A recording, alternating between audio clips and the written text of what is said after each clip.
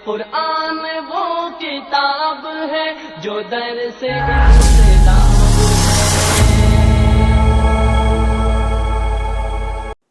مسلمانوں کے پوجنیہ جو سطح ہے، اس سطح کے لیے بیعت مسلمانوں کے دوارا آج کل کیا جاتا ہے۔ یہ مسلمانوں کا شبد نہیں ہے، کیونکہ اسلام کی استھاپنا محمد صاحب نے کی، اور محمد صاحب کے جو پتا تھے، جو کہ محمد صاحب کے اتپن ہونے کے پورو ہی مرتیو کو پراپت ہو گئے تھے، ان کا نام عبداللہ تھا۔ یہ ہندو مذہب کے ایک بہت بڑے دھرم گرو سوامی اوی مکتیشورا نند مہاراج ہیں، جن سے ایک سوال ہوا ہے کہ اللہ اور پرم برہم میں کیا انتر ہے، اس کا جواب دینے کے لیے اللہ کو ڈیفائن کرنے کی کوشش کر رہے ہیں۔ اس میں انہوں نے کچھ ایسی باتیں کہی ہیں جو حقیقت سے بالکل بھی وابستہ نہیں رکھتی، یعنی کہ اس کا حقیقت سے کوئی تعلق نہیں ہے، وہ صرف لوگوں میں پھیلی ہوئی باتیں ہیں جو لوگ اس کو سچ سمجھ لیتے ہیں۔ اسی کی طرف لوگوں کی توجہ دلانے کے لیے اور اس بات کو کلیئر کرنے کے لیے حاضر ہوا ہوں۔ سوامی جی سے جب سوال ہوا کہ اللہ اور پرم برہم میں کیا انتر ہے، تو انہوں نے سب سے پہلے یہ جواب دیا کہ اللہ جو لفظ ہے، اللہ جو شبد ہے، یہ دو لفظ ال اور الہ سے مل کر بنا ہے۔ اور انہوں نے جو بتایا، حالانکہ کچھ حد تک کہ وہ بالکل صحیح بھی ہے، کہ ال جو ہے وہ پرپوزیشن کے لیے یوز ہوتا ہے، یعنی کہ جیسے ہم انگلش میں دائی یوز کرتے ہیں۔ اس کے بعد جو انہوں نے بتایا ہے کہ الہ، تو اگر یہ الہ سمجھتے کہ الہ کا معنی کیا ہوتا ہے، تو میرے خیال سے یہ آگے کی جو بونگیاں ہیں وہ نہیں مارتے۔ اصل میں لفظ الہ جو ہے، اس کے معنی ہوتے ہیں جو ادویت ہو، جو تنہا ہو، اس کے سوا کوئی نہ ہو، اسے الہ کہا جاتا ہے۔ اور جیسا کہ سوامی جی ابھی اس میں آگے آپ نے سنے ہی کہہ رہے ہیں کہ جو یہ لفظ ہے یہ مسلمان آج کل استعمال کرتے ہیں، اور آگے انہوں نے ایک اور کلیم کیا ہے کہ یہ مسلمانوں کا لفظ نہیں ہے، جیسے کہ حضرت محمد مصطفیٰ صلی اللہ تعالیٰ علیہ وسلم جو ہیں، انہوں نے اسلام کی استھاپنا 1400 سال پہلے کی، اور پھر کہہ رہے ہیں کہ حضور محمد مصطفیٰ صلی اللہ علیہ وسلم کے والد کا نام عبداللہ تھا، یعنی کہ اللہ کے بندے۔ تو میرا یہ کہنا تھا ان کو کہ یہ اسلام کے بارے میں کچھ نہیں جانتے، نہ مسلمان کے بارے میں جانتے ہیں، ان کی باتوں سے ایسے ہی ظاہر ہوتا ہے۔ دوسری بات، ان کی بات ایک دوسری کو کانٹریڈکٹ کرتی ہے۔ ایک طرف یہ کہہ رہے ہیں کہ اسلام کی استھاپنا محمد مصطفیٰ صلی اللہ تعالیٰ علیہ وسلم نے کی، دوسری کی طرف کہہ رہے ہیں کہ عبداللہ، حضرت محمد مصطفیٰ صلی اللہ تعالیٰ وسلم کا والد کا نام عبداللہ جو ہے واقعی ہے۔ تو لفظ اللہ پہلے سے موجود تھا، اور عبد کے معنی ہوتے بندے، یعنی کہ اللہ کا بندہ، یعنی کہ اللہ کی جو عبادت کرتا ہے اس کو اللہ کا بندہ کہا جاتا ہے، یعنی کہ اللہ کی عبادت کرنے والے پہلے سے موجود تھے۔ اور اسلام لفظ جو ہے اسلمہ سے بنا ہے، اسلمہ یعنی کہ جو ایک راہ پہ ہو، سیدھی راہ پہ ہو، یعنی کہ ایک ہی خدا کی عبادت کرنے والوں کا جو مذہب ہے اسی کو اسلام کہا جاتا ہے۔ اس سے پہلے مطلب اسلام سے حضرت محمد مصطفیٰ صلی اللہ تعالیٰ علیہ وسلم کے اعلان نبوت سے پہلے حضرت عیسیٰ علیہ السلام کو ماننے والے جو تھے، جو ان کو نبی مانتے تھے اور ایک ہی خدا پہ یقین رکھتے تھے، وہ سب بھی مسلمان تھے، اور ان کا مذہب بھی جو اس وقت کا تھا وہ دین اسلام ہی رہا۔ ان سے پہلے جو حضرت موسیٰ علیہ السلام تھے، وہ ان کے بھی جو ماننے والے تھے وہ بھی اللہ کو ہی ماننے والے تھے، ایک ہی خدا کی پرستش کرتے تھے، بت پرستی نہیں کرتے تھے، مشرکین میں سے نہیں تھے، انکاریوں میں سے نہیں تھے۔ بعد میں کچھ نہ کچھ باتوں میں ان کا اختلاف رہا، اور انہوں نے حضرت موسیٰ علیہ السلام کی قوم نے، بنی اسرائیل نے حضرت عیسیٰ علیہ السلام کا انکار کیا، بنی اسرائیل کی قوم نے حضرت محمد مصطفیٰ صلی اللہ تعالیٰ علیہ وسلم کا انکار کیا، اور اپنی اپنی کتابوں میں فیر بدل کر لیا۔ بہرکیف یہ ایک بڑی بحث ہو جائے گی۔ تو سوامی جی نے جو یہ بات کہی کہ اسلام 1400 سال پہلے آیا، یہ بات پوری سراسر غلط ہے، اور یہ بات انہی کی بات سے کانٹریڈکٹ کرتی ہے۔ انہوں نے کہا اسلام 1400 سال پہلے نیو رکھی گئی، جبکہ لفظ اللہ کے ماننے والے پہلے سے موجود تھے۔ حضرت محمد مصطفیٰ صلی اللہ تعالیٰ علیہ وسلم نے جب اعلان نبوت کیا تو ان کے اوپر جو ایمان لے کر آیا وہ ان کے کمپینین بنے۔ ہاں، جنہوں نے ان کا انکار کیا تو وہ پھر انکاریوں میں سے ہو گئے، جس کے لیے لفظ عربی میں جو استعمال ہوتا ہے کفر، یعنی کافر، یعنی انکار کرنے والے۔ جنہوں نے حضور علیہ السلام کی دعوت کا انکار کیا وہ عربی لفظ کافر سے انکاری بن گئے۔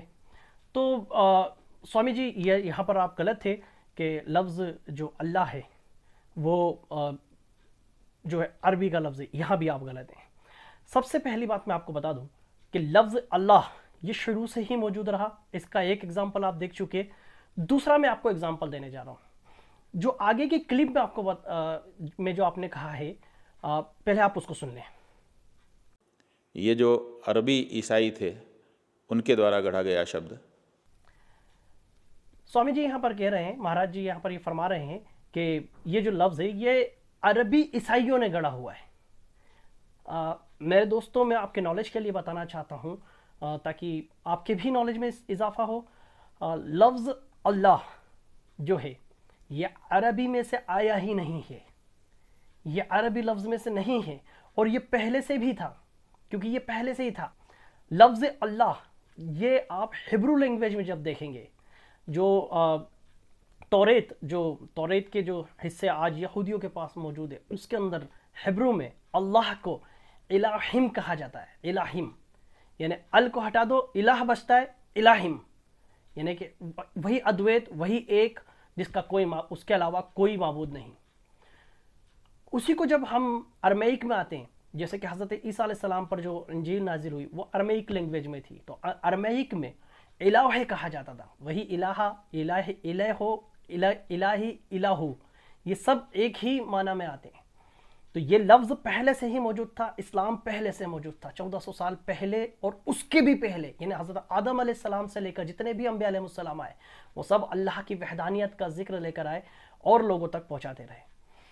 آگے جو آپ نے یہ کہا کہ یہ عیسائیوں کا گڑھا ہوا ہے، یہ بات آپ کی بالکل غلط ثابت ہوئی، کیونکہ اسکرین پہ آپ دیکھ سکتے ہیں کہ ہبرو کے اندر الہیم اور ارمیک کے اندر الہ موجود رہا۔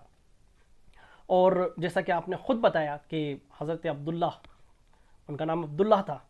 اچھا، حضرت حضور محمد مصطفیٰ صلی اللہ علیہ وسلم کے دادا کا نام عبد المطلب، یہ بھی اللہ کے ایک صفتی ناموں میں سے مطلب، تو یہاں پر عبد المطلب یعنی مطلب کا بندہ، ایسے ہی منان، عبد المنان، منان بھی اللہ کے صفاتی ناموں میں سے، یعنی کہ ایک خدا کی پرستش کرنے والے، ایک خدا کو ماننے والے حضور محمد مصطفیٰ صلی اللہ علیہ وسلم کی دعوت سے بھی پہلے موجود رہے ہیں، جو حضرت ابراہیم علیہ السلام کا دین چلا آیا۔ حضرت ابراہیم علیہ السلام کے پھر جو حضرت اسماعیل علیہ السلام کی اولاد میں سے ہوئے، اور بعض جو ہیں ان کی دوسری اولاد میں سے ہوئے، پھر بنی اسرائیل کا قوم بنا، اور اس طریقے سے یہ سب چلتا رہا۔ تو سوامی جی آپ تھوڑا سا اس میں نالج اور گین کریں گے تو یہ بہت بہتر ہوگا۔ آگے کی ہم ان کی کلپنگ سنتے ہیں، انشاءاللہ اس پہ پھر تبصرہ کرتے ہیں۔ کعبہ جہاں پر مکہ شریف میں کعبہ استھت ہے، اس کعبہ کے اوپر چونکہ اللہ نے ساتوں آسمان بنائے ہیں، اس لیے کعبہ کے اوپر وہ براجمان ہے، ابھوکتا ہے، اور ایشور جو ہے مایا کا آشرے لے کر کے کچھ کرتا ہوا دکھائی دیتا ہے۔ تو جو اللہ ہے وہ ایشور کے ساتھ تو کچھ جڑتا ہے، جس کو ہم بھگوان کہہ سکتے ہیں۔ تو یہ جیسے کہ آپ نے یہ آگے کی جو کلپنگ دیکھی، اس میں سوامی جی ایک اور بات کہہ رہے ہیں کہ اللہ تبارک و تعالیٰ جو ہے وہ کعبے کے اوپر وراجمان، مطلب بیٹھا ہوا ہے۔ استغفر اللہ ربی من کل ظالم، استغفر اللہ ربی من کل ذنب واتوب الیہ۔ میرے عزیزوں، یہ سبھی کو پتہ ہے کہ اللہ تبارک و تعالیٰ سمت، جگہ اور سمے کی پابندی سے بالکل پاک صاف ہے۔ وہ کریٹر ہے، وہ کریشن نہیں ہے کہ وہ اور یہ اس کی شان کے لائق نہیں کہ ایک فانی چیز میں وہ داخل ہو کر اور خود فنا ہونے کا ایک حصہ بن جائے، وہ اس چیز کا، یہ اس کی شان کے لائق نہیں۔ تو اللہ تبارک و تعالیٰ جو انہوں نے فرمایا کہ اللہ تبارک و تعالیٰ کعبے کے اوپر وراجمان ہے، یہ بات بالکل غلط ہے۔ کعبہ جو ہے وہ ہمارے لیے ایک سمت ہے، یعنی کہ یونٹی کے لیے ایک ہماری دشا ہے۔ جب حضور علیہ السلام نے اعلان نبوت کیا، تب آپ قبلہ اول کی طرف رخ کر کے نماز پڑھتے تھے، جس کو آج جیروسلم کہا جاتا ہے، مسجد اقصیٰ کی طرف رخ کر کے۔ لیکن پھر اللہ تبارک و تعالیٰ نے حکم دیا کہ تم جدھر جی چاہو ادھر منہ کر لو، ادھر ہی اللہ کی آپ رحمت کو ادھر ہی متوجہ پائیں گے۔ اور پوری زمین کو مسلمانوں کے لیے جو ہے مسجد بنا دی گئی کہ آپ جہاں ہیں اسی حالت میں نماز پڑھ لیں، پاک صاف ہو کر اسی حالت میں نماز پڑھ لیں اور اللہ کی عبادت کرتے رہیں۔ تو لیکن اللہ کے نبی صلی اللہ علیہ وسلم چاہتے تھے کہ ہماری ایک ڈائریکشن ہو، تو یہ جو ڈائریکشن دینے کا جو ایک خاص سبب تھا وہ تھا یونٹی، یعنی کہ لوگوں کے اندر یونٹی دکھانا۔ مسلمانوں میں ایک ایسی یونٹی ہے کہ اگر وہ بندہ امریکہ میں بھی ہوگا یا انڈیا میں بھی ہوگا تو اس کا رخ کعبے کی طرف ہوگا.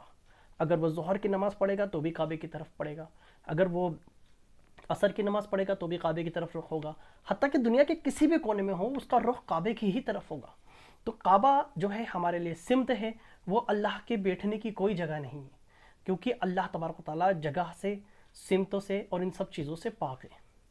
آخری کلپنگ میں جو آپ نے بات کہی, یہ بات جو ہے کہ ایشور اور خدا ملتے ہیں, یہ سراسر غلط ہے.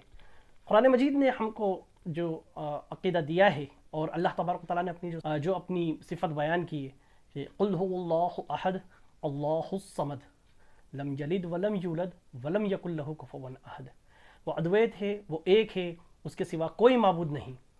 اللہ الصمد, وہ بے نیاز ہے, یعنی کہ اس کو کسی چیز کی حاجت نہیں, وہ بالکل بے نیاز ہے, سب اس کے محتاج ہے, وہ کسی چیز کا محتاج نہیں. لیکن اصل میں کیا ہوتا ہے کہ آپ کے وہاں جیسا عقیدہ ہے کہ ایشور جو ہے وہ پیدا ہو کر آ سکتا ہے, یہ ہمارے ہاں بالکل عقیدہ نہیں ہے.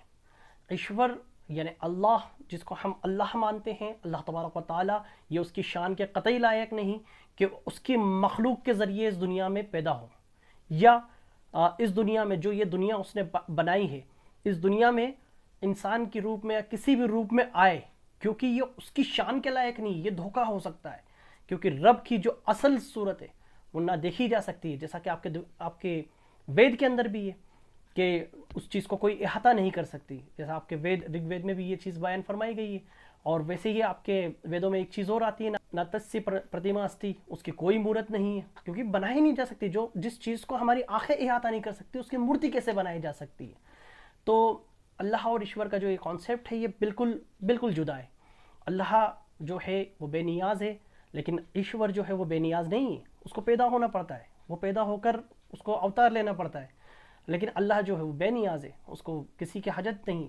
وہیں اللہ تبارک و تعالیٰ نے قرآن مجید میں سورہ بقرہ کی آیت نمبر 255 میں ارشاد فرمایا کہ اللہ لا الہ الا هو الحی القیوم, وہ خود سے زندہ ہے اور پوری کائنات کو زندہ رکھے ہوئے, یعنی کہ اس کائنات میں جو جان ہے وہ اسی نے دے رکھی ہے اور اسی کے قبضے میں ہے ساری جان. لیکن ایشور جو ہے وہ اس چیز میں بھی جو ہے کہیں نہ کہیں بندھا ہوا ہے, کیونکہ اگر وہ پیدا ہوگا تو اس پہ وقت پابندی آئے گی, اس کو مرنا پڑے گا. جیسے کہ آپ کے یہاں پر ایک اوتار شری کرشن جی کا جو بیان ہوتا ہے کہ جب وہ مرے تو ان کے ساتھ میں ان کی جتنی پتنیاں تھیں وہ سب ستی ہو گئیں, ان کے ساتھ کود پڑیں چتا کے اندر. تو یعنی کہ وہ مرے, اور جو مر جائے وہ گاڈ کیسے ہو سکتا ہے, ایشور کیسے ہو سکتا ہے. تو جو یہ کانسیپٹ آپ نے دیا, یہ کانسیپٹ بھی بالکل غلط تھا. تو میرے عزیزوں, اللہ تبارک و تعالیٰ کی صفتوں کو ہمارے کو نالج ہونا بہت زیادہ ضروری ہے.